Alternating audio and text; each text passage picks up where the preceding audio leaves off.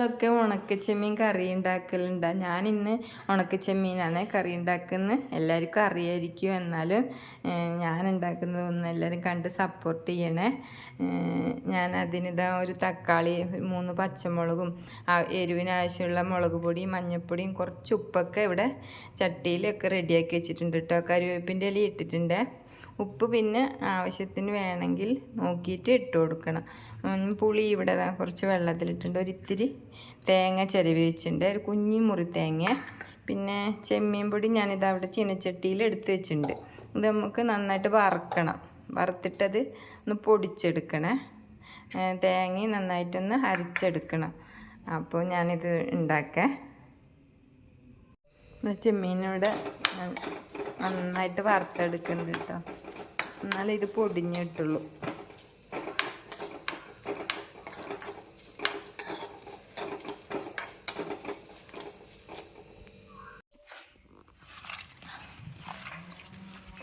ഞാൻ തക്കാളിയും പച്ചമുളകും കരിവേപ്പിൻ്റെ ഉപ്പൊക്കെ നന്നായി ഈ ചട്ടിയിലൊന്ന് ഞെരടി ചേർക്കട്ടെ ചെയ്യുന്നു. അപ്പോൾ കൂട്ടാനൊരു നല്ലൊരു ടേസ്റ്റ് കിട്ടും. പുളിവെള്ളം ഇതിലേക്ക് ഒഴിച്ചു കൊടുക്കുക.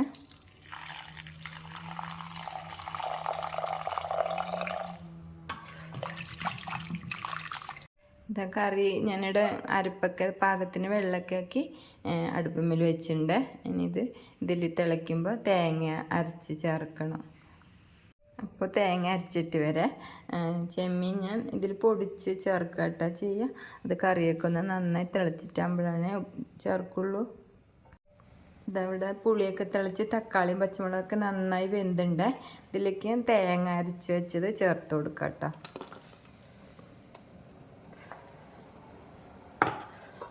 ഇത്തിരി വെള്ളം കൂടി ചേർത്ത് കൊടുക്കാം. ഇതിന് നന്നായി തിളക്കുമ്പോഴത്തേന് ചെമ്മീൻ പൊടിച്ചെടുക്കുക.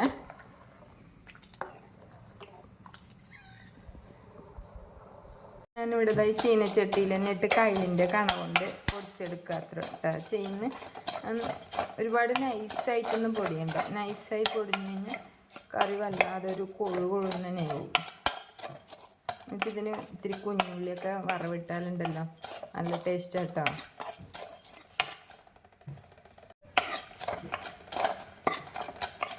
കറി ഇവിടെ നന്നായി തിളച്ചിട്ടുണ്ട്. ഇനി ഇതിലേക്ക് ഞാൻ ചെമ്മീനൊക്കെ ഇവിടെ പൊടിച്ച് വെച്ചിട്ടുണ്ട്, അത് ചേർത്ത് കൊടുക്കാം കേട്ടോ. ചെമ്മീൻ പൊടി ചേർത്തപ്പോൾ ഒന്ന് തിളച്ച പാടെ ഇറക്കി വയ്ക്കുക. എന്താ വെച്ചാൽ ഉണക്ക ചെമ്മീനായ കാരണം പിന്നെ വറക്കുകയും ചെയ്തല്ലോ, അപ്പോൾ അതിനത്ര വേവൊന്നുമില്ല.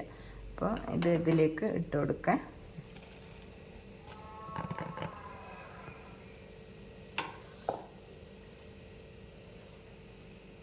കറി ഞാനിവിടെ ഇറക്കി വയ്ക്കുക കേട്ടോ. ഞാൻ ഇത്തിരി കുഞ്ഞുള്ളി അരിഞ്ഞ് വെച്ചിട്ടുണ്ട്, അതിന് വറവിടുക. വറവിട്ട് കൊടുക്കുക.